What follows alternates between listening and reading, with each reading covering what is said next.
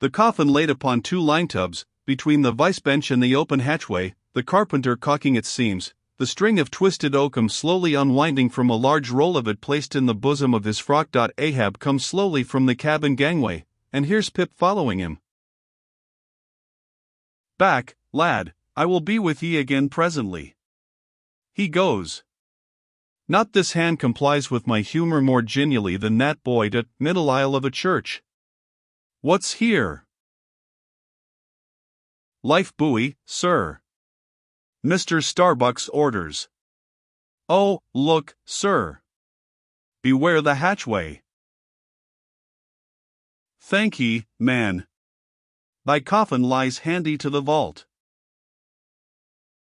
"Sir? The hatchway? Oh. So it does, sir, so it does." "Art not thou the leg maker? Look, did not this stump come from thy shop?" "I believe it did, sir. Does the ferrule stand, sir?" "Well enough.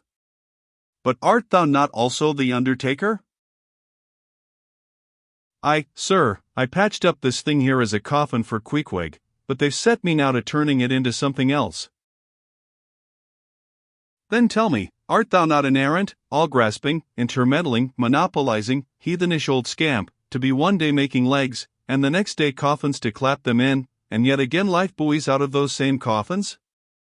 Thou art as unprincipled as the gods, and as much of a jack of all trades."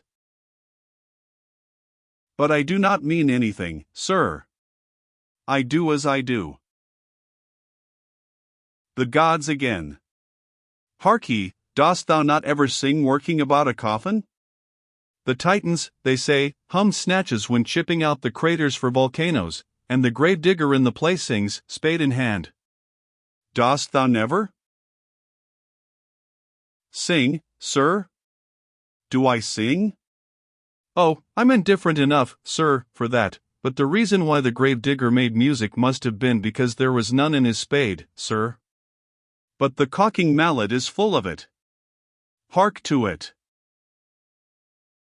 "Aye, and that's because the lid there's a sounding board, and what in all things makes the sounding board is this, there's not beneath. And yet, a coffin with a body in it rings pretty much the same, carpenter. Hast thou ever helped carry a bier, and heard the coffin knock against the churchyard gate, going in?" "Faith, sir, I've." "Faith? What's that?" "Why, faith, sir, it's only a sort of exclamation like, that's all, sir." Go on." "I was about to say, sir, that—" "Art thou a silkworm? Dost thou spin thy own shroud out of thyself? Look at thy bosom. Dispatch! And get these traps out of sight." He goes aft. That was sudden, now, but squalls come sudden in hot latitudes. I've heard that the Isle of Albemarle, one of the Galapagos, is cut by the equator right in the middle. Seems to me some sort of equator cuts yon old man, too, right in his middle. He's always under the line, fiery hot, I tell ye. He's looking this way, come, Oakum, quick. Here we go again. This wooden mallet is the cork, and I'm the professor of musical glasses, tap, tap. Ahab to himself.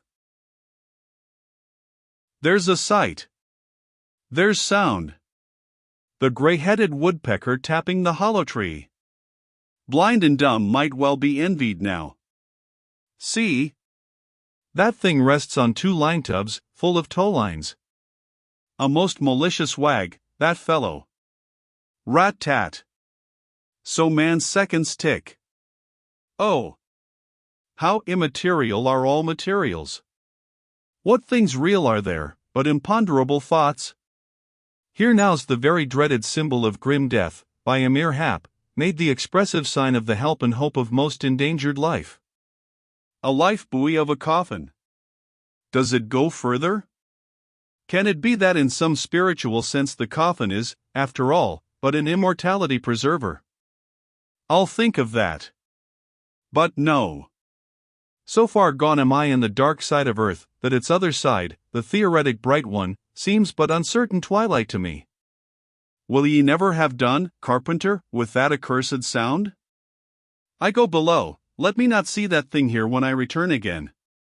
Now, then, Pip, we'll talk this over. I do suck most wondrous philosophies from thee. Some unknown conduits from the unknown worlds must empty into thee.